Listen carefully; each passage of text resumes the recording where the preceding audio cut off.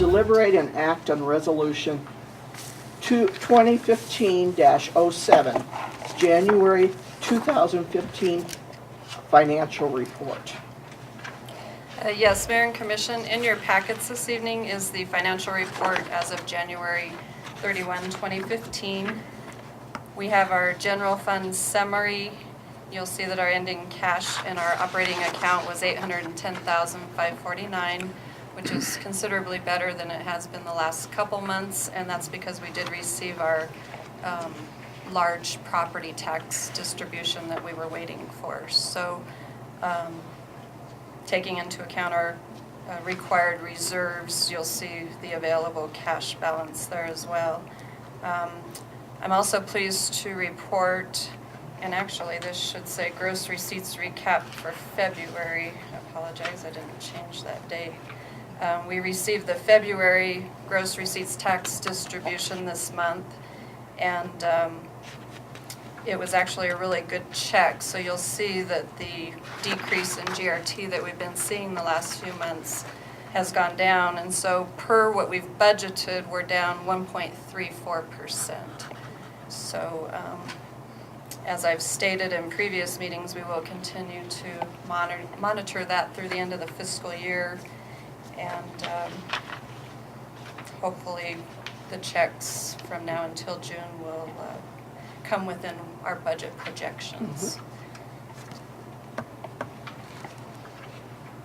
And I think other than that, I've given you the gross receipts tax comparison report, your cash flow report, and also the report of the balances for all funds is included in your packet also. Is there any questions? Michael and I talked to at the Municipal League about the Small Cities Assistance Check, Yes. and they are going to be delayed due to the legislature going on, but they're in the making. So our hope would be that that check would be, slightly higher than what we budgeted. We were pretty conservative in our estimate, even though we got a large check last year. So, and then I would just point out, yesterday we got a wire transfer for the outstanding reimbursement requests on the multimodal facility. So our vendors have been paid on that. And that's all I have for you this evening. Thank you. Thank you. Madam Mayor, I make a motion to approve the January 15th financial report, resolution 2015-07. I'll second. We have a motion and a second to approve the January financial statistics as written. All in favor say aye. Aye. Opposed? Thank you. Business is to deliberate and act on local government road fund projects. Mr. Berry? Mayor and Commission, in March, there are applications due for local government road fund projects, and that is funding that is administered through New Mexico Department of Transportation. Typically, on the two programs that we are eligible for, NMDOT will fund a project to 75%, and the city will match with a minimum of 25% of the cost of a project. And there are two programs that we would ask your permission to apply for. That would be the Municipal Arterial Program and the Cooperative Agreement Program. In past years, we've put an emphasis on the original town site, downtown area streets, business area streets with the co-op program. We do have two active MAP projects currently. One is to resurface Tiger Drive, as that is an arterial, and also in the area of downtown First Street. So those are going on, and we would anticipate that construction to take place in June and July and be completed. We would ask that we submit an application which is due on March 16th, and you have a memo from me, and my recommendation to you is that we look at some improvement work on Hospital Drive. So I would actually recommend to you that we submit both applications for two different components on Hospital Drive. And as we've laid out in the memo, we would like to see the commission agree to submit an application for regrading and rework of that area around Tractor Supply in the intersection of Hospital Drive and Card Avenue. And there, the Card Avenue roadbed was at one time State Highway 555. So Hospital Drive was configured for that use of 555. When 555 was relocated at some time back, it left the dip, which is fairly unpopular, I understand, with people that use that. So what we would propose is that we remove the dip, regrade the area, and that would be to the north, removal of sections of street to the north and to the east, and reconstruct that. So essentially, the drainage remains the same, but the dip is gone and much more gentle. And then for the MAP application, we would like to see that we would resurface the remainder of Hospital Drive. That was constructed around 1990. We've had a combination of utility work there and weathering of that asphalt surface, so we would resurface that. When we've been working out there specifically on Waterworks project with the lift station, I was surprised to see the volume of traffic that we do have in that area currently. It's pretty heavy. So that's our recommendation, Mayor and Commission, and I'll stand for questions.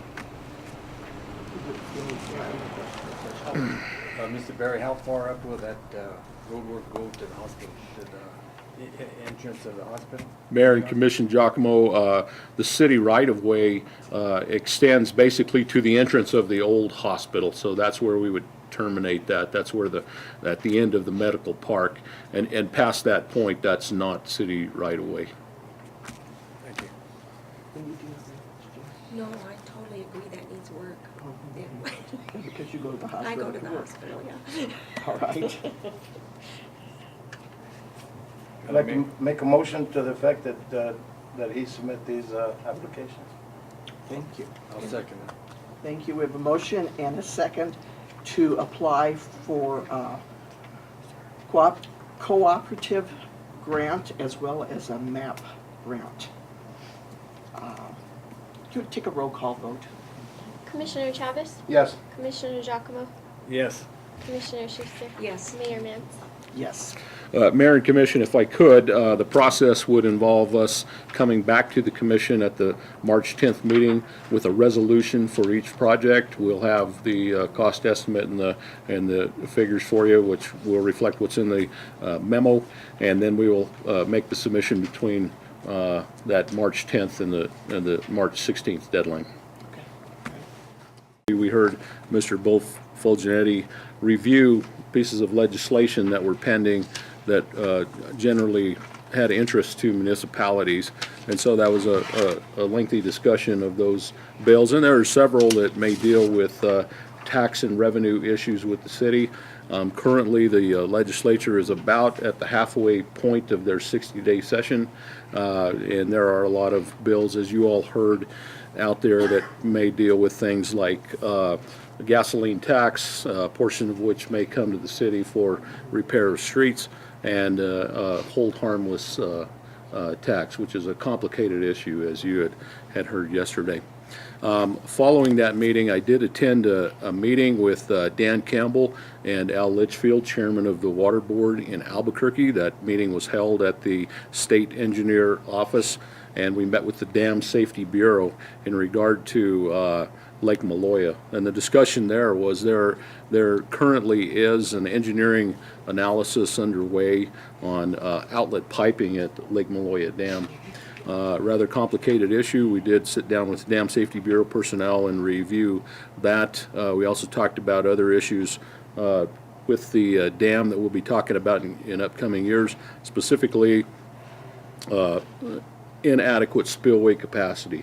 So in the bottom line of where we're at in engineering discussion is resolution to spillway capacity or rehabilitation of outlet pipes is a lot of money. And we saw estimates in the numerous millions of dollars in the range of $9 to $16 million. So some very large problems. And what we're attempting to do is make our legislators aware of the need for funding for Lake Maloya and set ourselves up that once we complete engineering and analysis of those issues, we might be in a position to ask for funding in coming years.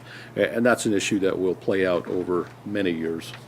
Mayor and Commission, I have been in contact with Dr. David Ivan, and I have invited Dr. Ivan to come to Raton and give us a presentation.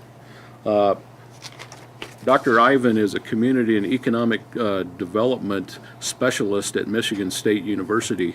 He conducts community and economic development programs statewide through the Michigan State University Extension.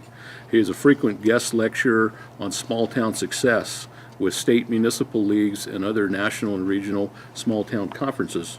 Dr. Ivan has conducted previous research on community sustainability, including a 2002 Fund for Rural America project entitled Small Town Success Strategies, and a 2004 project entitled Can Small Towns Be Cool? His current research examines small community approaches to compete in the new economy, which was recently recognized by the Community Development Society as its National Research Award winner. I have been talking to Dr. Ivan, and he is scheduled to be in Raton on the evening of March 9th. That is a Monday evening. We will have a free program at the convention center, and we are asking that as many people as possible attend.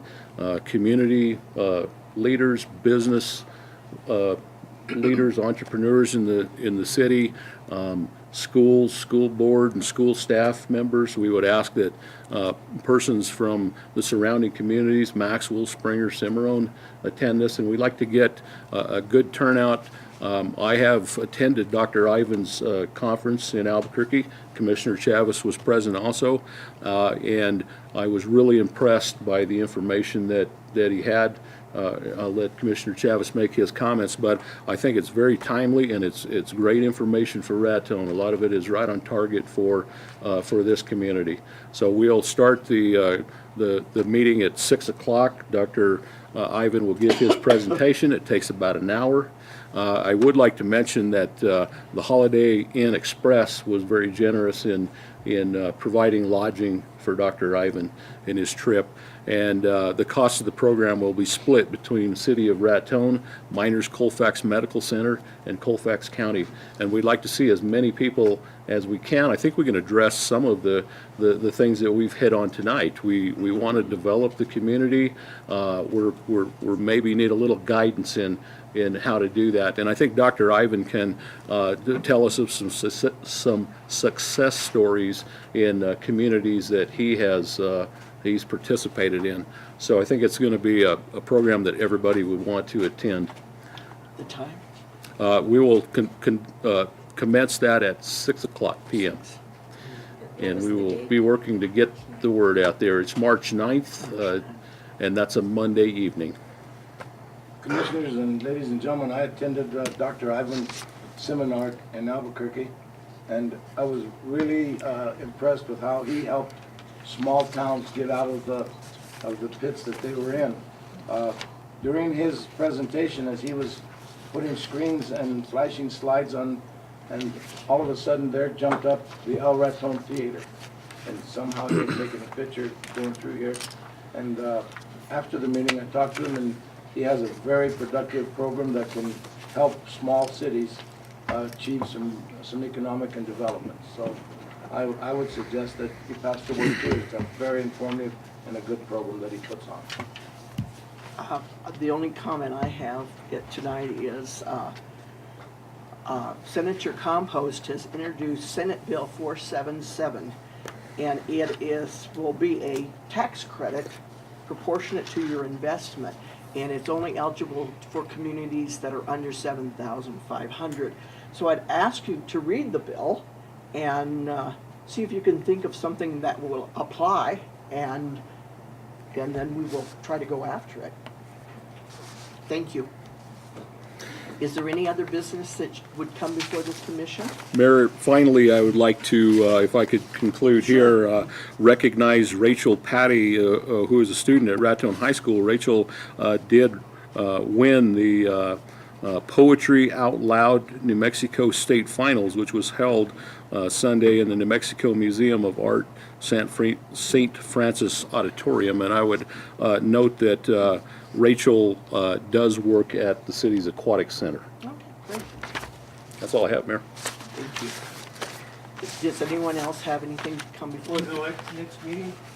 Pardon? When is the next meeting? March 10th. Yeah, March 10th. Is there anything else? Hey, Vance, I just have one other question on I'm sorry, but back to the deliberate act of the appeal. I noticed that there was a couple of motions made on the floor, but they were not listed on the agenda. So I'm not real sure how all that works. Can you be more specific? If we go back to Tricia's notes, there were a couple of motions made on the floor. There was 2 under that, and there was only 1 on the agenda. Correct? 2 under what? I'm sorry. If we go back to there the were, public hearing and Do you have the, It was deliberate and act on the appeal, but there were actually several different parts to that appeal. right, and there was motions made on that, and it wasn't outlined on the agenda. I'm sorry, would you state that again? It was not outlined on the agenda. There was not a line item on the agenda. I understand that part, Okay. but what are you talking about that was not outlined on the agenda? Well, the motion shouldn't have been on the agenda for you to make a motion tonight. Or on what? The motions that were on the minutes. Tricia, do you know what she's talking about? I'm confused. I think her question is because the agenda states deliberate and act on appeal for special exception. She's asking why there were several different motions made under that one item. That's the advice of our attorney. Those are the points that he wanted us to cover. Okay, without it being a line item on the agenda, you can make a motion. Well, it's the public That's my hearing, question. and that's how we conducted the public Okay, hearing. all right. Right.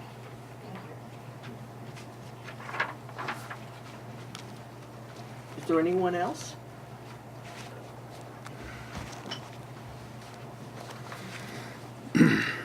I would point out that 156-215 or 16, whichever one it is, that gives us the 30-day timeline within which to file our petition with the district court, that we will be exercising our right under that 30-day timeline.